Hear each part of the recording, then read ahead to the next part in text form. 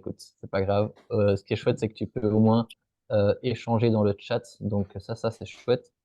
Euh, donc voilà, la première question, c'était de savoir si effectivement les personnes ici présentes ont vécu un burn-out ou sont en burn-out. Vous pouvez mettre un oui hein, dans le chat tout simplement. Ah oui, tu avais déjà mis un oui. Alors, on va avancer. Qui je suis? Ok, donc Aurore nous dit qu'elle est actuellement en burn-out. D'accord. Depuis combien de temps, Aurore? S'il y a des questions qui sont indiscrètes, t'es pas obligé d'y répondre, il n'y a aucun souci. Nous, c'est simplement vraiment pour que ce soit le plus qualitatif possible, qu'on puisse s'adapter au discours, aux histoires de chacun, tout simplement. Donc, on voit que tu es en burn-out depuis septembre, ok. Et est-ce que tu peux peut-être dire en deux mots comment tu te sens là aujourd'hui? Donc, septembre, ça fait déjà quelques mois maintenant, ça fait 6 mois. Est-ce que ça va déjà mieux? Est-ce que tu récupères? Quelles sont peut-être les difficultés que tu rencontres?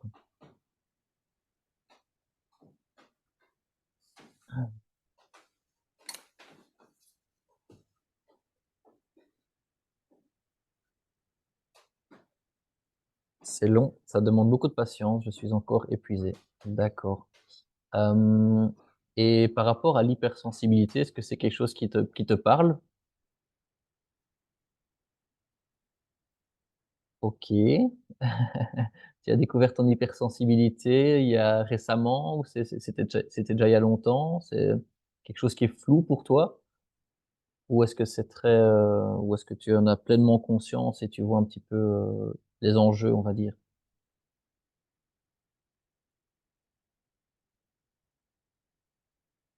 Pleinement consciente. Ok, parfait. Bon.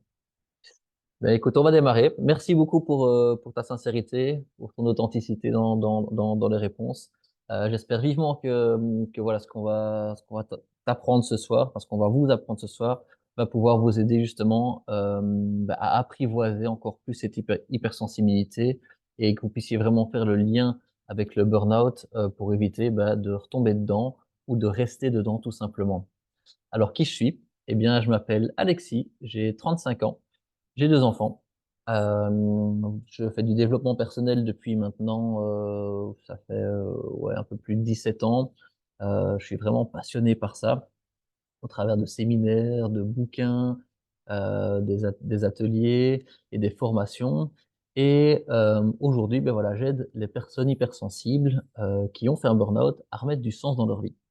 Mais ça n'a pas toujours été le cas. Alors, ok, pas de souci, Marjorie. J'ai moi aussi fait un burn-out et ça a été très très compliqué. Donc, j'ai eu des gros changements de vie au niveau privé à ce niveau-là et j'ai pu appliquer en fait un certain nombre de choses que j'avais vues dans le développement personnel pour essayer de rebondir en fait. Ce que j'ai remarqué, c'est que on a une vie avant burn-out et on a une vie après burn-out. Donc, je ne suis plus la personne que j'étais avant mon burn-out. J'ai dû apprendre à vivre différemment. J'apprends toujours à vivre différemment et c'est ce qui me permet aujourd'hui d'accompagner au mieux les personnes qui sont dans ce même cas parce que j'ai une profonde compréhension de l'hypersensibilité et du burn-out. Étant moi-même hypersensible, je sais exactement de quoi je parle. Alors on y va. On va commencer par le burn-out. Eh bien, le burn-out, euh, comme vous le voyez sur ce petit schéma avec les allumettes, Aurore, je fais des descriptions parce que on a une personne ici qui est Marjorie qui est malvoyante, donc je lui décris un petit peu les images pour que ce soit plus cool pour elle aussi. Et, et donc voilà, donc on voit effectivement ici des allumettes et on voit que la personne elle est complètement cramée, cramée de l'intérieur. Je dis ça en rigolant, mais c'est pas fun du tout. C'est plus qu'une fatigue, c'est vraiment être consumé de l'intérieur, le burn-out, et c'est ça que parfois l'entourage a du mal à comprendre. C'est un épuisement total, quoi. Et donc, on va essayer de comprendre dans un premier temps ce qui se passe d'un petit peu dans le cerveau. Je pense que quand on commence à comprendre le fonctionnement de soi-même, on peut mieux anticiper Eh bien, le futur, l'avenir, comment on vit, comment on réagit, aux différentes choses. Donc, dans notre cerveau, on a différentes zones. Alors, on a, la zone une zone qui est l'amygdale, c'est tout petit. Elle va répondre, émotionnellement à la peur et à l'anxiété. On a ensuite l'hypothalamus, qui elle va gérer le cortisol. C'est donc une zone qui va réguler le stress de façon temporaire. Ça, c'est la théorie. On verra plus tard un petit peu là où ça pose problème.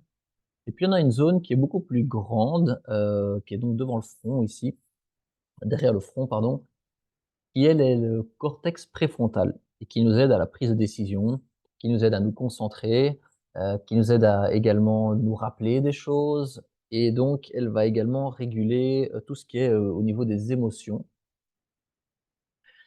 et quand on vit un stress prolongé, donc quand on clairement quand on est en train de plonger dans le burn-out, que ce stress il est quotidien, il dure des semaines et des mois, eh bien on observe un dysfonctionnement des différentes parties du cerveau et c'est là qu'on commence à avoir des symptômes de burn-out.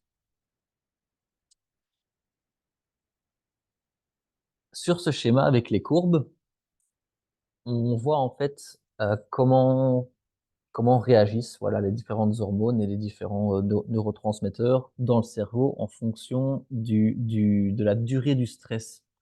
Donc on voit dans la première case ici à gauche qu'un stress ponctuel va libérer, eh bien, de l'adrénaline et un petit peu de cortisol pour, nous aider à faire diminuer ce niveau de stress. Et ensuite, dans la deuxième case vient la phase de résistance. Dans cette phase de résistance, eh bien, on vit un stress qui est déjà chronique. Donc si vous allez au boulot, par exemple, et que vous avez un environnement qui est stressant, que vous avez une vie de famille qui vous stresse encore plus, des responsabilités, toutes sortes de choses, qui vous stresse, en fait, votre cerveau, il va générer enfin, il va libérer du cortisol en très grande quantité et également de la sérotonine qui, elle, est l'hormone du bien-être. Donc votre corps va essayer de vous ramener dans un état, entre guillemets, «normal» en permanence, en libérant toutes ces hormones. On voit également que le niveau de magnésium a chuté, donc le magnésium, il quitte le corps assez facilement, c'est pour ça qu'on doit faire des cures de magnésium et le magnésium, c'est un puissant anti-stress. C'est pour ça qu'on recommande souvent de faire des cures de magnésium et que c'est très important de prendre du magnésium quand on est en burn-out.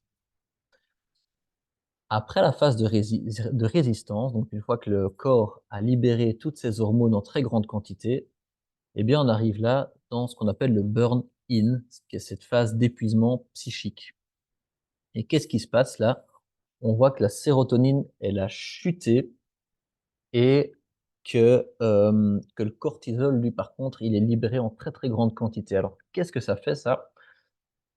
Si la sérotonine, c'est l'hormone du bien-être et qu'elle chute, eh bien, on se sent mal du matin au soir. Dès le réveil, on se sent pas bien. On n'a plus de sérotonine, on est mal, on est mal, on est mal.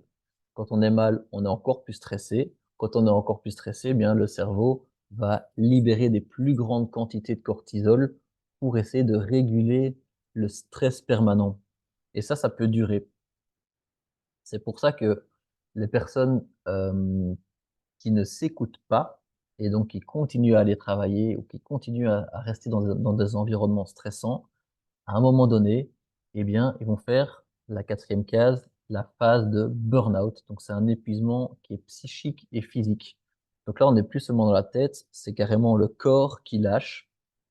On voit que, la dopamine est vraiment en dessous du seuil, tout comme le magnésium qui est très, très bas, la sérotonine encore plus bas et le cortisol, lui, bah, il y en a plus. Et donc, la dopamine, c'est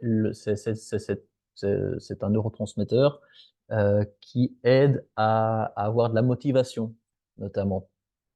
De la motivation et de l'enthousiasme. Et donc, si on voit que ce niveau chute en même temps que le cortisol, en même temps que le magnésium et en même temps que la sérotonine, eh bien, tout ce cocktail qui est à terre fait que vous n'arrivez plus à vous lever de votre lit un beau matin.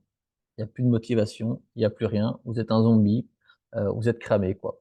Et c'est comme ça qu'on s'est tous cramés lors d'un burn-out et qu'il y a de plus en plus de gens qui se crament, lors de burn-out. Est-ce que ça c'est clair pour vous? Mettez-moi peut-être un oui dans la case, si c'était clair. Yes. Voilà. On essaie de faire des explications simples, de pas rentrer dans trop de détails. Il faut pas retenir spécialement tout le nom des comment dire? Des neurotransmetteurs et des hormones. Il faut juste savoir qu'il se passe quelque chose de chimique dans le corps lors d'un burn-out. Alors, l'hypersensibilité, on va un petit peu parcourir notre pédigré.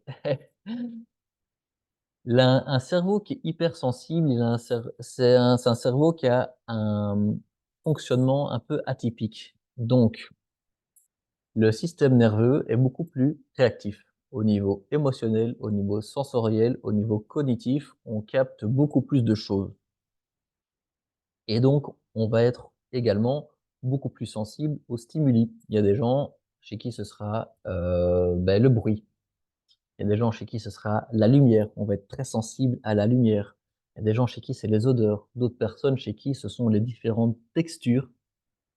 Pour ma part, moi, c'est le bruit et la lumière, principalement le bruit. J'ai vraiment, beaucoup de mal avec les environnements un peu trop bruyants et j'ai un grand besoin de calme, quoi. J'aime bien qu'il fasse très, très calme. Vous pouvez mettre dans le chat d'ailleurs ici, tiens, je serais curieux de savoir si, Aurore et Marjorie, vous avez une sensibilité voilà, spécifique, par rapport au bruit, à la lumière, aux odeurs, aux textures? Aurore nous dit: «Au bruit et à la lumière». Ouais, je comprends. Ça te parle un truc de ouf, ça te parle à quel niveau, Marjorie?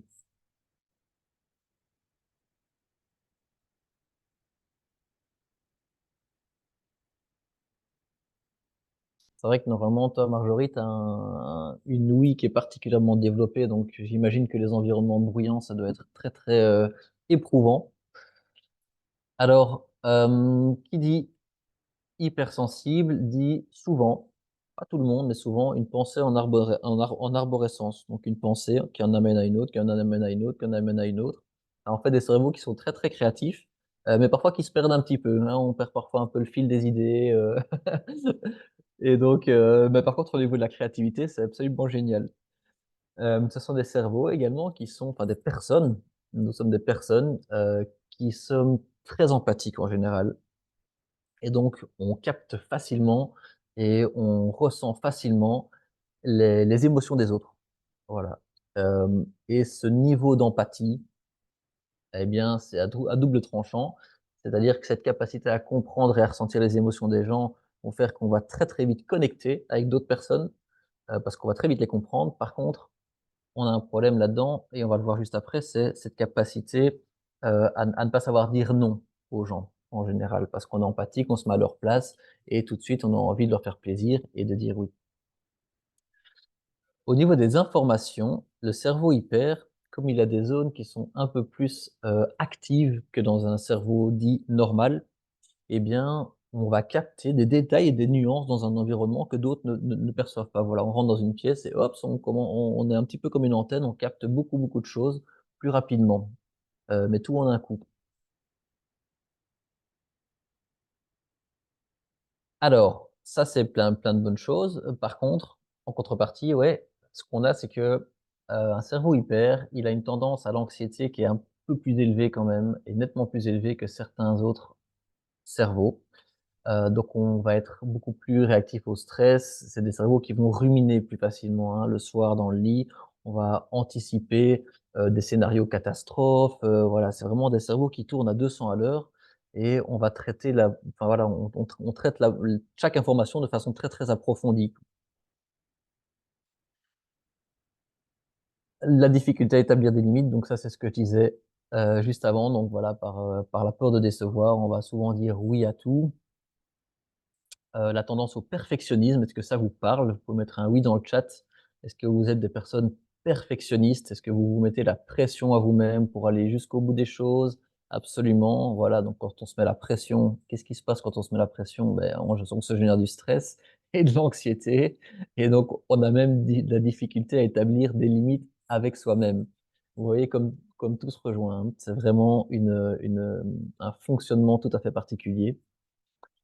Et donc, première chose à noter, je sais pas si Aurore, tu prends des notes, ça peut vraiment être intéressant. On a oublié de le dire au début, mais en général, on recommande de prendre des notes. Super. Un cerveau hyper, comme il se fatigue très très vite tout seul, il a besoin d'avoir des longs moments de récupération. Donc ça va être, enfin on le verra plus tard, mais voilà, il faut des longs moments de récupération par rapport à tout ce qu'on vient de voir ici. Et donc en résumé, un cerveau hypersensible, on pourrait le schématiser un petit peu comme ça. Marjorie, donc ici on voit une fille, une dame, qui a une antenne parabolique sur la tête avec des flèches et donc elle capte en fait tout son environnement, tout ce qui se trouve dans son environnement. Je vais te lire ici comment dire, les différentes choses. Donc ça peut être, enfin il y a de la surstimulation sensorielle, un environnement chaotique, tout ça, on va pomper très très fort. Des relations conflictuelles. Donc, imaginons que tu vois ou tu entends deux personnes qui se disputent en face de toi. Eh ben, tu vas être tu peux être très prise par le conflit en fait. Et donc ça va te générer du stress et de l'anxiété, comme si tu étais à la place de cette personne quasiment, parce que tu es sensible. Les responsabilités accrues également, dès qu'on a des grosses responsabilités, eh bien, bah, voilà, on va capter ça très fort et tout ce qu'on capte, ça va remplir une sorte d'éponge dans notre cerveau qui va se gorger très rapidement et une fois que l'éponge, elle est pleine, eh ben, on est KO, en fait. On n'est pas bien, on se sent débordé, on se sent oppressé. Ce qui génère tout ça également, ce sont donc la pression et les attentes élevées, que ce soit au boulot, mais que ce soit également à la maison, hein. On peut avoir de la pression et des attentes de la part d'un conjoint, d'une conjointe, de l'environnement dans lequel on se trouve au travail. Les cerveaux hyper sont très sensibles à l'injustice. Voilà, c'est une des caractéristiques. On déteste ce qui est injuste. On veut que ce soit juste, et les situations injustes, elles nous impactent terriblement quand on a des changements et des transitions dans notre vie. Donc imaginons, j'habite chez moi et tout à coup je dois aller dans un centre, quelque part ailleurs, pour me faire revalider de quoi que ce soit.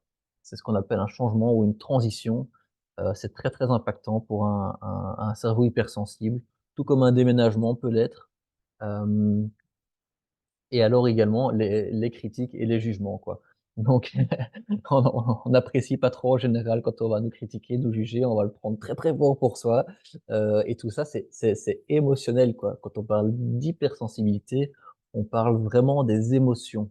Donc on va ressentir les émotions 1000 fois plus fort que des personnes qui sont pas hypersensibles, tout simplement. Alors qu'est-ce qu'on fait avec ça? C'est bien beau. Eh bien, on va apprendre à choisir, à faire des choix dans notre vie, en fait, tout simplement.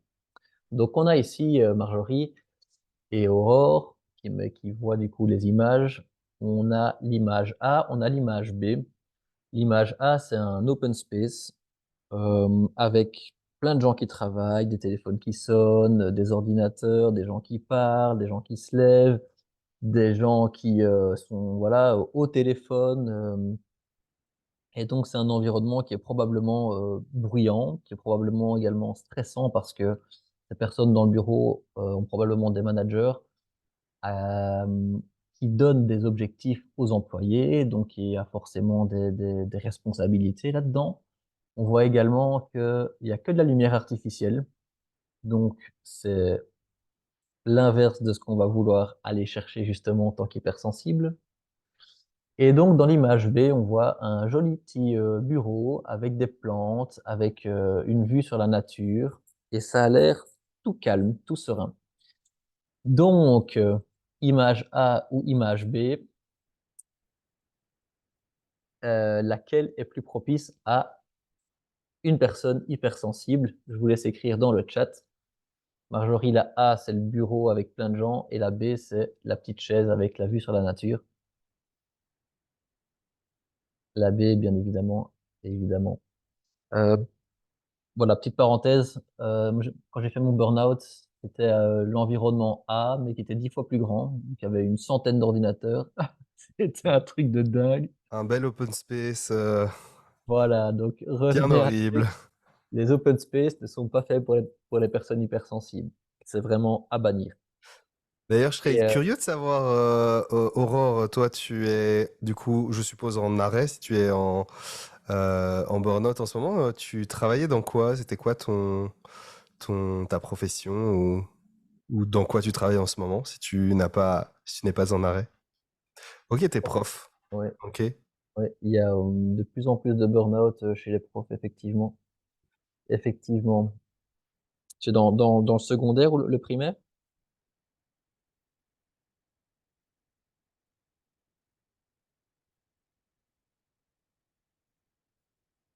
En promotion sociale, d'accord. Ok.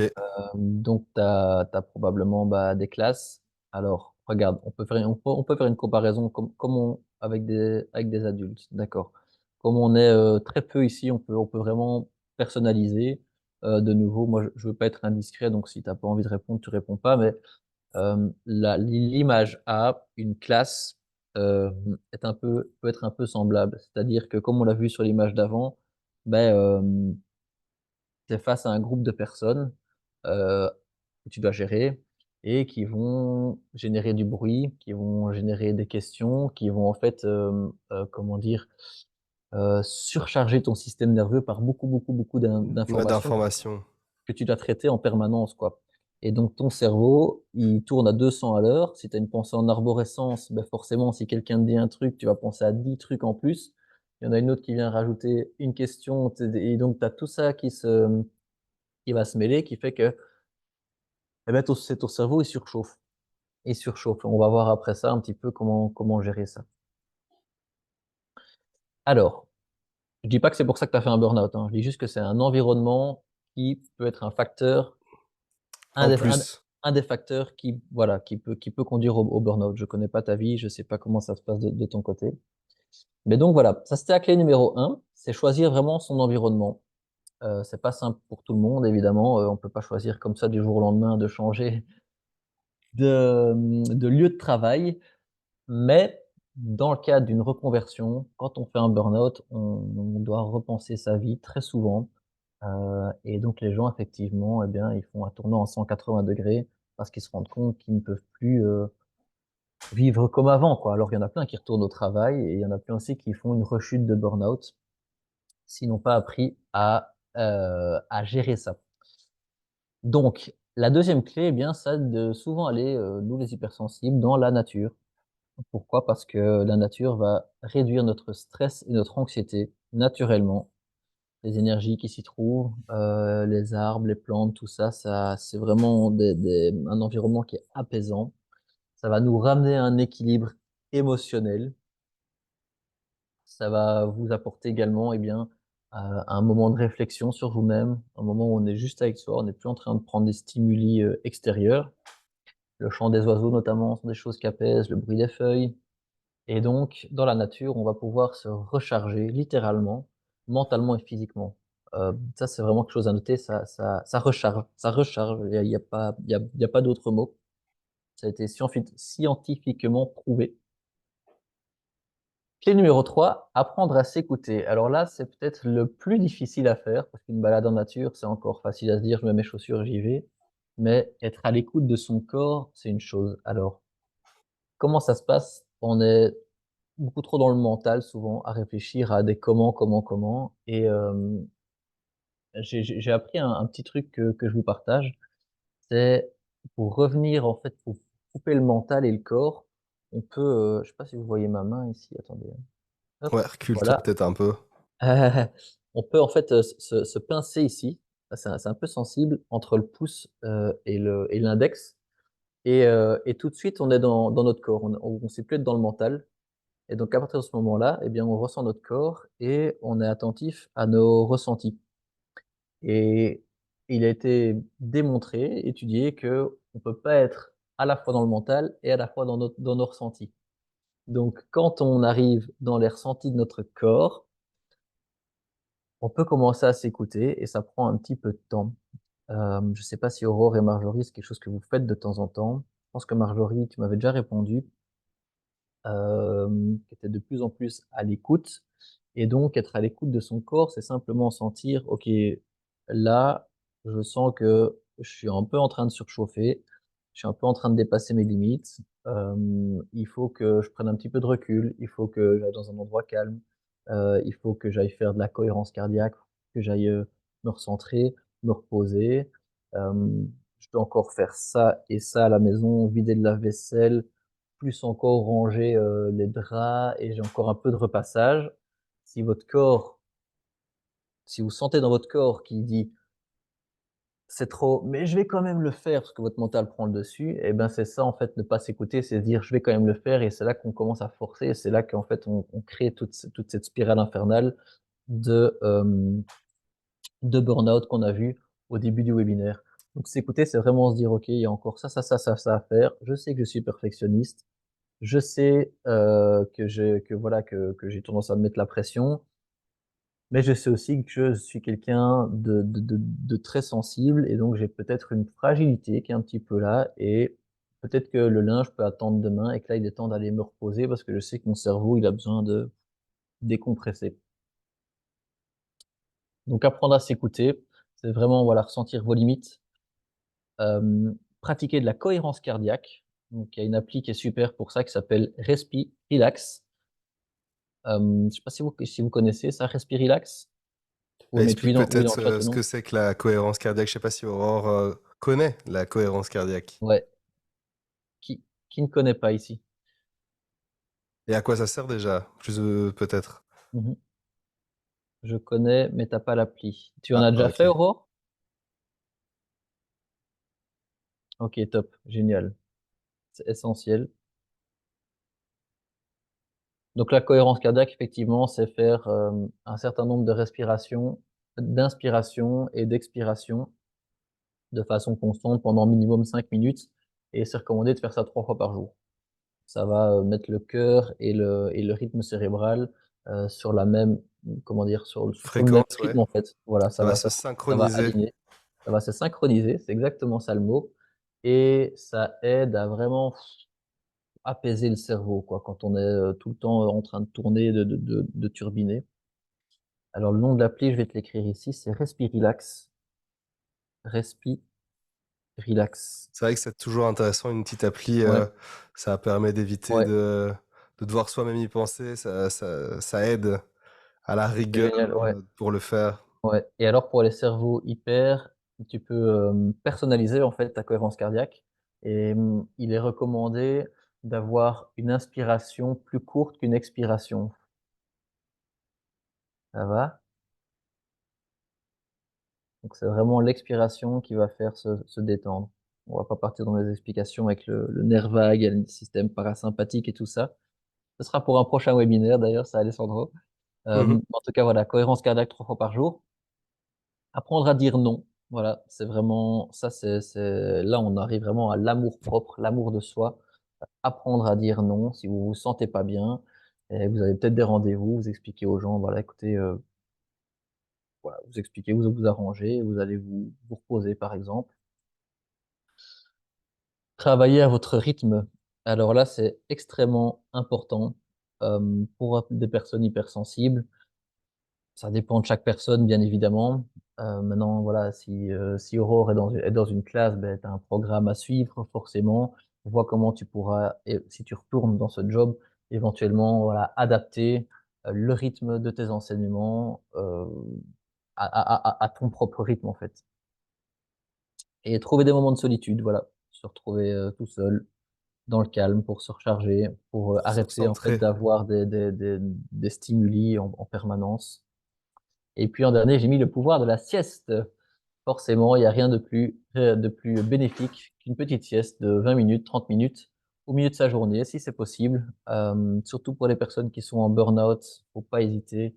Une sieste, même 2 siestes par jour. Il m'est arrivé de faire 2 siestes par jour. Ça fera toujours du bien. C'est comme ça que le corps récupère, c'est comme ça que les cellules se régénèrent. C'est comme ça que voilà que votre cerveau et votre corps va récupérer le plus vite, quoi, en dormant. Clé numéro 4, l'importance de la nutrition. Alors ici, on a une partenaire qui s'appelle Lenka, qui a fait tout un webinaire avec nous la semaine passée ou la semaine d'avant. Ouais, Euh, c'était la semaine passée. yes, donc sur la nutrition, donc on a été vraiment plus en profondeur. Ici, on fait un slide assez rapide pour donner un petit peu les grandes lignes pour justement limiter la casse au niveau du burn-out et favoriser la récupération. Donc, le matin, pas de sucre. On ne mange pas de sucre le matin. C'est comme si on mettait de la grenadine dans une voiture au lieu de mettre de l'essence. C'est pareil pour le cerveau, si on lui met du sucre dès le matin, ça, voilà, ça va pas bien marcher, ça va faire que empirer votre état. Donc le matin, on va manger des protéines. Ça se trouve dans les œufs, dans le saumon, dans le poisson, dans plein d'autres choses. Faut voir un petit peu ce que vous préférez. 2 œufs à la coque, c'est encore l'idéal. Donc il faut quand même un petit peu varier aussi, mais vraiment des protéines. Le midi, protéines, glucides complexes, des légumes. Donc ça peut être glucides complexes, on est sur du quinoa, du boulgour. Les protéines, c'est de la viande, de la viande blanche, de la volaille, si possible. Et le soir, des protéines légères et des légumes. Très important, le plus important de tous presque, ben, c'est s'hydrater, quoi. Boire de la flotte, boire de l'eau, minimum 1,5 litre à 2 litres par jour. Vraiment hydrater ce cerveau. Donc, il y a des études qui ont été faites, qui ont été réalisées et qui ont montré que un corps qui n'est pas suffisamment hydraté en eau, eh bien, a 20%, enfin, perd 20% d'énergie sur une journée. Donc, juste en buvant de l'eau, vous allez avoir 20% d'énergie supplémentaire, quoi, en buvant suffisamment d'eau. Et donc, limiter au maximum bah, les sucres qui sont, comment dire, ouais, de l'énergie rapide, quoi. C'est-à-dire que quand on ingère du sucre, ben, on a peut-être un regain d'énergie, un pic de glycémie, et puis pouf, on tombe en hypoglycémie, donc le coup de pompe, quoi. Donc, on va vraiment essayer de limiter le sucre. On va limiter la caféine, donc on a le même effet qu'avec le sucre. On a donc un boost, et puis ensuite, eh bien, ça épuise le corps, ça épuise les surrénales qui sont déjà complètement épuisées par Santé à rapport, toi, Marjorie. santé Marjo, les surrénales qui sont déjà complètement épuisées quand on est en burn-out. Donc la caféine est à proscrire. On peut la remplacer par du matcha, par contre. Je sais pas si vous avez déjà entendu parler ça, du matcha. Donc c'est du thé vert avec des propriétés incroyables qui donnent une belle énergie toute la journée. Je le mets dans le chat. Ah, Aurore oublie souvent de boire de l'eau. Ok, ben voilà, tu vois déjà, Aurore, s'il y a ne fût-ce qu'une chose ce soir que tu peux retenir et modifier dès maintenant, après le webinaire, c'est t'hydrater beaucoup avant d'aller dormir. Et demain, tu commences, voilà, tu te prends ta bouteille d'1,5 litre d'eau, par exemple, et tu sais que tu dois la boire sur la journée, quoi. Tu vas te sentir mieux. Ouais, c'est essentiel. C'est même pas une bonne idée, c'est essentiel. Donc limiter au maximum le sucre, café, caféine. Et ici, en bas, j'ai encore un mot et je ne sais pas où il est. Et l'alcool, évidemment. Bah voilà, à boire avec modération. Personnellement, j'en bois plus du tout. Ça fait des années. Voilà, c'est un choix personnel. Je vous dis pas que vous devez plus boire d'alcool du tout, mais forcément, l'alcool, il détruit systématiquement votre système nerveux. Et comme vous avez fait votre burn-out, comme on l'a vu au début, bah, votre cerveau, il est fragile, il faut en prendre soin. Et l'idée, c'est d'aller le réparer. Donc, forcément, si vous le détruisez systématiquement avec une substance bah, qui va le dégénérer, ça va pas vous aider à récupérer du burn-out, quoi. Marjorie nous dit, elle en boit plus. Bravo, Marjorie. Yes.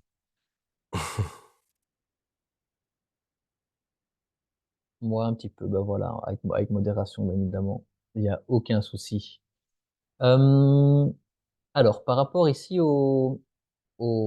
à la nutrition, est-ce que vous pouvez mettre, voilà, est-ce qu'il y a des pratiques que vous allez changer? Est-ce que vous avez appris quelque chose?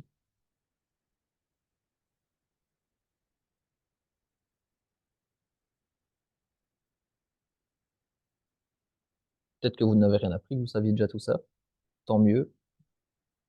Dans ce cas, il faudra se voir sur un webinaire avec Lenka pour aller plus en profondeur.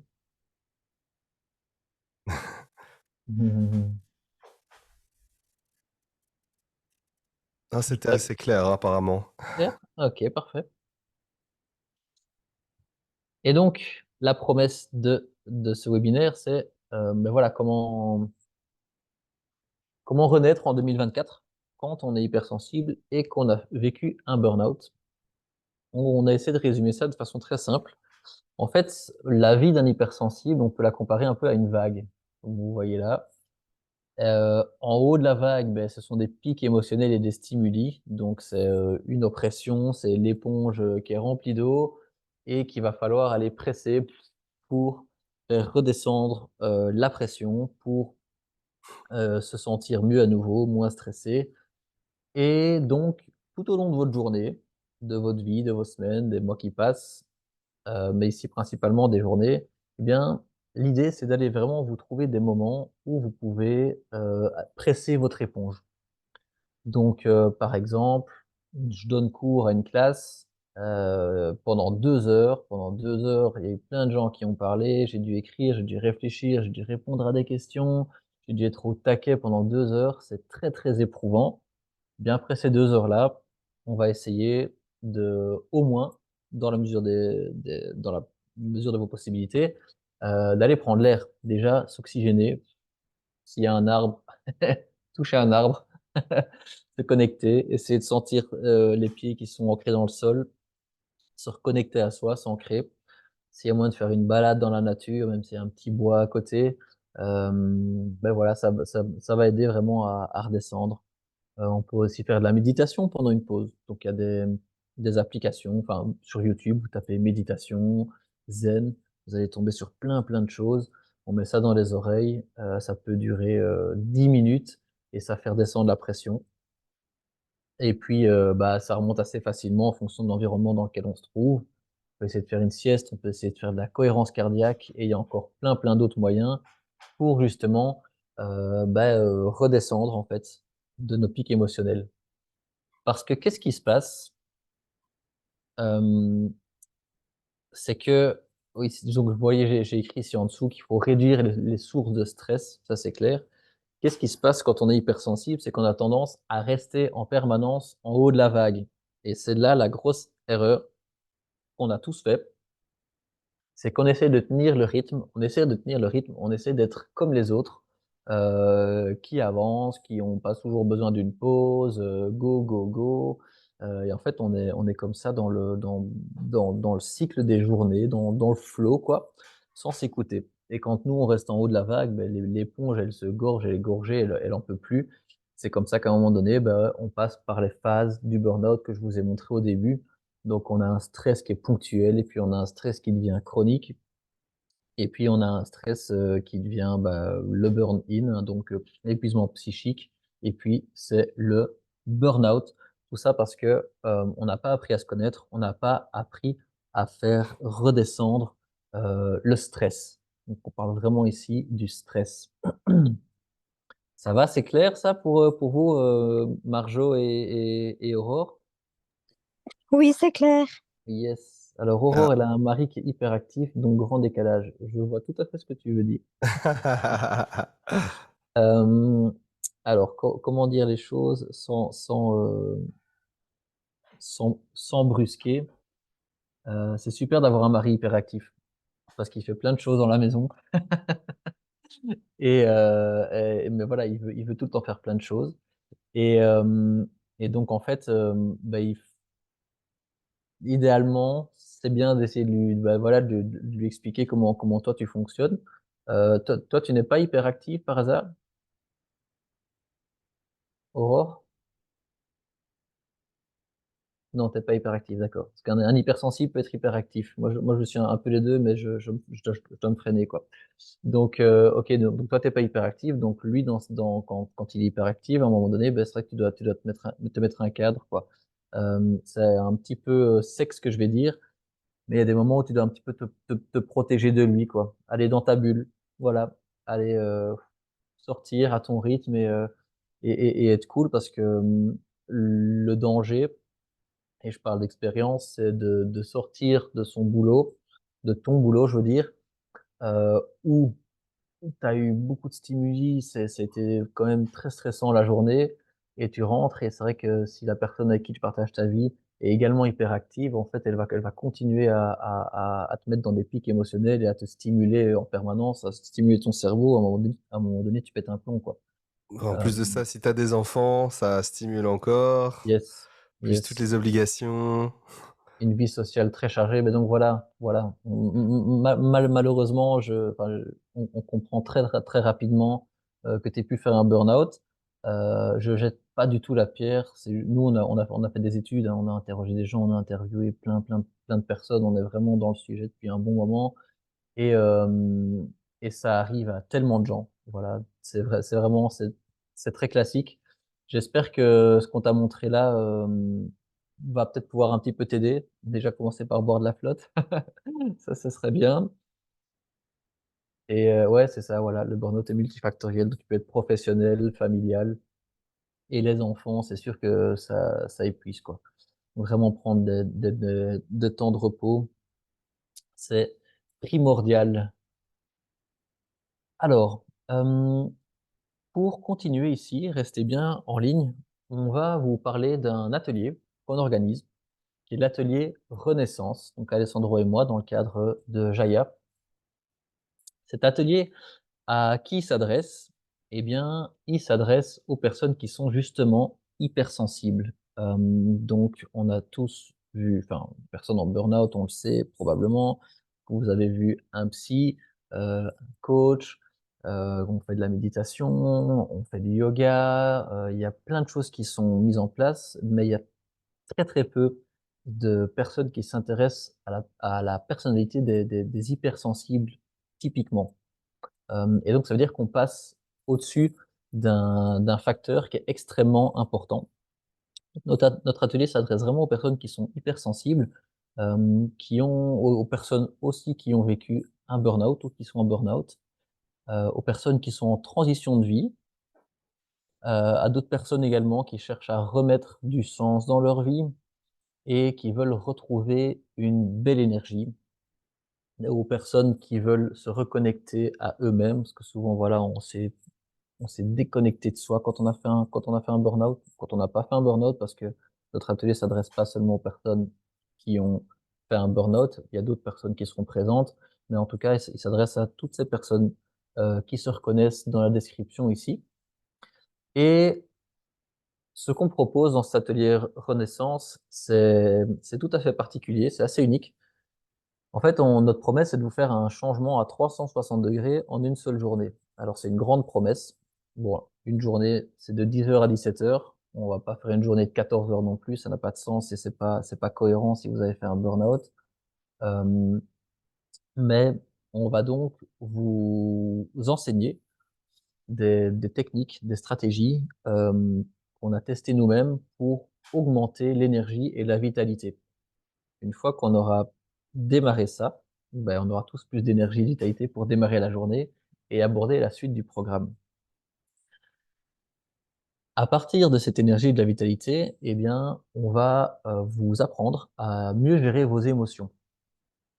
La gestion des émotions, c'est en général quelque chose qui est assez délicat, quand on a fait un burn-out, et qu'on est hypersensible, parce que justement, on ressent tellement de fois plus les émotions que les autres, que parfois, on peut même ressentir, presque plusieurs émotions en même temps ou à la suite l'une de l'autre et donc il y a vraiment des pratiques pour, gérer ces émotions et donc ça, on vous apprend durant l'atelier. À partir de là, on va grimper d'un échelon, on va aller creuser au fond de vous-même. Enfin, vous allez aller creuser au fond de vous-même parce que nous, on est là pour vous encadrer et vous accompagner. C'est-à-dire que, parmi un outil. Alors, on a plusieurs outils, mais cet outil-là, il est très puissant. Avec un outil, vous allez découvrir ou redécouvrir vos nouvelles valeurs. Il se peut qu'avant votre burn-out, vos valeurs étaient différentes d'aujourd'hui. Donc, c'est important tout au long de sa vie de redéfinir son système de valeurs, comme on l'appelle, pour savoir qui on est Et c'est justement par la connaissance de vos valeurs que vous allez pouvoir, baguette magique, mieux savoir dire non dans des situations de votre vie. Parce que vous allez savoir ce qui est aligné à vos valeurs ou non aligné à vos valeurs. Ça, c'est un travail qui est assez profond et qui est très, très libérateur, la découverte de vos nouvelles valeurs personnelles. Et à partir de ces valeurs, eh bien, on va aller vous aider, vous accompagner à travers d'encore d'autres outils à aller rechercher ou chercher un potentiel caché ou inexploité ou qui n'a pas été assez exploité jusqu'à présent, pour que vous puissiez en fait vous aligner. Donc vous voyez, on part donc de l'énergie, de monter l'énergie, on apprend à gérer ses émotions, on s'aligne sur ses valeurs et ensuite on travaille avec les outils pour aller voir: «Waouh, c'est quoi mon vrai potentiel? Pourquoi moi je suis fait dans la vie? Pourquoi moi est-ce que je suis bon?» Ça va vous aider, vous verrez, à savoir si vous retournez dans votre job ou si en fait vous avez révélé quelque chose d'autre en vous qui va vous faire changer de direction dans la vie. Le burn-out est un cadeau. C'est dur, c'est peut-être dur à reconnaître quand on est en burn-out, mais par la suite, on se dit que c'est vraiment un cadeau parce que ça permet de faire du développement sur soi, du développement personnel. Et donc suite à la révélation de votre potentiel, quand on vous disait que c'était un changement à 360°, eh bien, vous allez pouvoir clarifier votre nouvelle mission de vie. Alors peut-être que ce sera la même qu'avant, peut-être que vous n'avez jamais réfléchi au terme mission de vie, c'est un grand terme. Et elle peut évoluer bien évidemment tout au long de la vie, mais à la fin de la journée ici, eh bien, vous aurez un alignement entre vos valeurs, votre potentiel et vraiment la mission de vie que vous voulez faire. Pourquoi c'est important? Eh bien, parce que quand on a vécu un burn-out, souvent on a eu une perte de sens, une perte de confiance en soi. On peut être en colère, on peut ressentir beaucoup de culpabilité. Et le travail qu'on fait ici dans cet atelier avec les outils spécifiques qu'on va vous proposer va vous permettre de redonner du sens à votre vie. Et une fois qu'on a remis du sens dans sa vie, eh bien, on sait où on va. On a un nouveau cap à suivre et on a une nouvelle énergie qui s'empare de nous.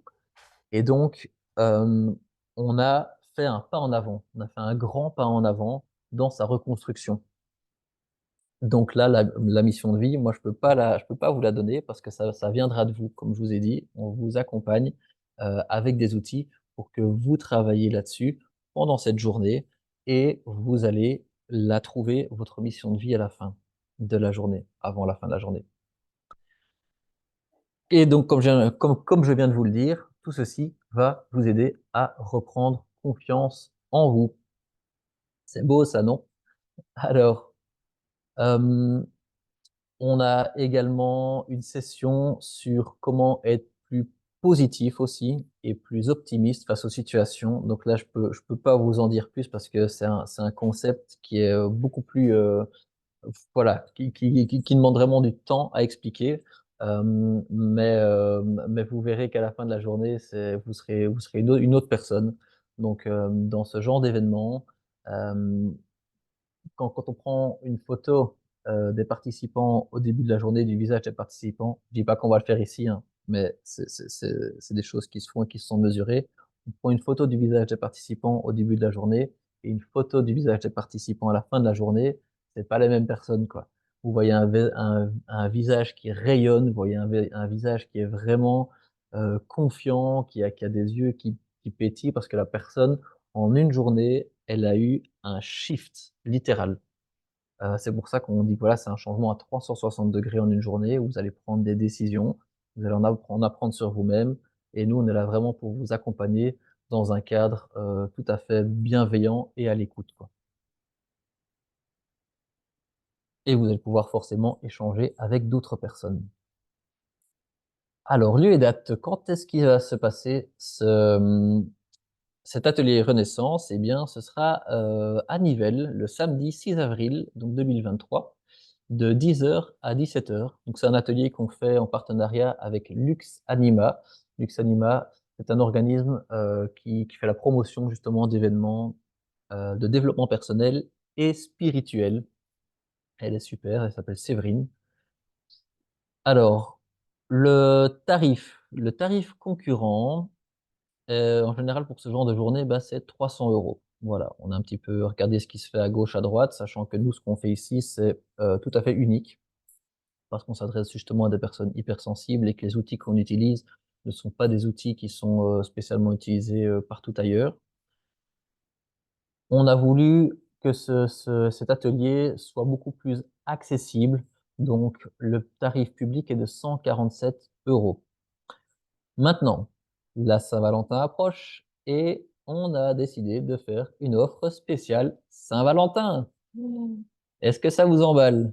Mettez-moi un petit oui ici dans la case si ça vous emballe. Yes, Aurore nous dit oui. Alors, voilà, notre offre pour les personnes qui sont là ce soir, les chanceux, les chanceuses, eh bien, c'est qu'on propose l'atelier à 97 euros au lieu de 147 euros. Voilà, pour la Saint-Valentin, c'est cadeau. Mais c'est pas tout. On a décidé de donner encore plus. Donc, pour 97 euros, vous avez votre place, mais vous avez également une place offerte pour la personne de votre choix. Alors, ça ne doit pas spécialement être votre chérie. Vous pouvez venir avec qui vous voulez, un ami, une amie, un frère, une sœur, toute personne qui pourrait être susceptible voilà, qui voudrait venir avec vous et que ça intéresse, bien évidemment. Et en plus de votre place à 97 euros au lieu de 147, eh bien, on vous offre, si vous le désirez, un coaching de 30 minutes par Zoom. Voilà, donc c'est pas obligatoire, mais si vous voulez qu'on on vous aide en fait par rapport à une problématique liée à votre burn-out ou liée à un challenge dans votre vie, un objectif, un blocage, eh bien, sachez que on est à même de vous aider et on vous offre ça avec votre place, voilà, parce qu'on veut vraiment vous faire avancer. C'est dans nos valeurs, c'est dans les valeurs de Jaya. On est vraiment dans la bienveillance et dans le empowerment. Je ne sais plus comment on dit ça en français, mais voilà, vraiment dans la réalisation de soi. Et en troisième, bah, bonus, mais en tout cas, c'est plutôt un engagement, c'est que comment dire, on a recueilli de la part des personnes qui nous suivent qu'effectivement, il manquait d'un suivi, d'un accompagnement d'une plus longue durée en fait, suite à des coachings ou des ateliers. Donc nous ici, après l'atelier, après tout ce que je viens de vous présenter, eh bien, on vous propose une fois par semaine, pendant 3 semaines, de vous revoir en Zoom et donc de faire un suivi en fait par rapport au travail que vous avez fait sur vous-même, de voir où vous en êtes, de voir votre évolution, de vous donner encore, comment dire, d'autres pistes pour évoluer, de peut-être vous redonner un outil ou l'autre pour vous aider à clarifier quelque chose. Et donc ça, c'est aussi quelque chose qu'on vous offre. Donc c'est un tarif qui est vraiment dérisoire. Je veux dire, voilà, pour toute personne qui voit ça et qui se sent concernée, ben, on vous invite vraiment à nous rejoindre parce que c'est une offre que vous verrez vraiment nulle part ailleurs pour un atelier d'une très très haute qualité. Oui, c'est effectivement démocratique.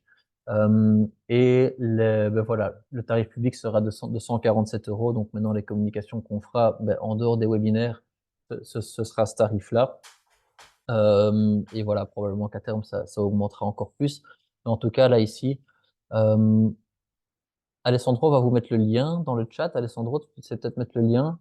Ouais, je fais ça. Ouais. Alors, Alors, non, Aurore, pour répondre à ta question, nous, on va limiter à 10 personnes, 15 personnes grand max, parce que, voilà, on veut que les échanges restent, qualitatif. ouais, qualitatifs, clairement. On veut pouvoir passer à côté de chaque personne et les aider. Et si on est 50, bah, ça devient un séminaire. Alors, je peux le dire ou pas, Alès? Ouais. D'accord. Au mois d'octobre, on organise un séminaire de 2 jours.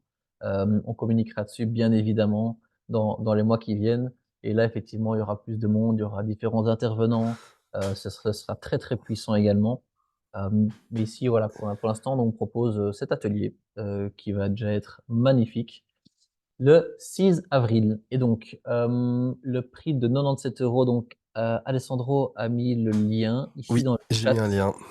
Moi, je vous propose donc de réserver votre place. Il y a un petit Donc, code de promo, je pense, aussi à mettre pour ouais, c'est être ça. à... Ouais. Attends, ce qui ça c'est Jaya 24. Ouais, je vais l'écrire. Hop là. Ouais, tu l'as écrit? Voilà. Voilà, donc Aurore, Voilà. si tu veux t'inscrire, tu mets Jaya 24 sur la page de commande et donc tu auras cette réduction-là. Et puis, je pense qu'on est tout, donc c'est valable jusqu'au 14 février, on s'est dit, Eh ben 23h40. c'est super ça, Aurore. Bienvenue Ouais, dans l'aventure, du coup. c'est top, c'est top. Un grand merci. Alors nous, ici, ce qu'on propose, pour ceux qui veulent, s'il est pas trop tard, c'est d'avoir une petite session questions-réponses. Ouais, si On t'as... est, voilà, nous on est vraiment dispo. S'il y a des questions par rapport à l'hypersensibilité, s'il y a un truc qui est pas clair, s'il faut clarifier quelque chose, ouais. Ou par rapport à l'atelier, hein, également. Ou par rapport au burn-out aussi. Est-ce que vous avez des questions, Marjorie ou Aurore?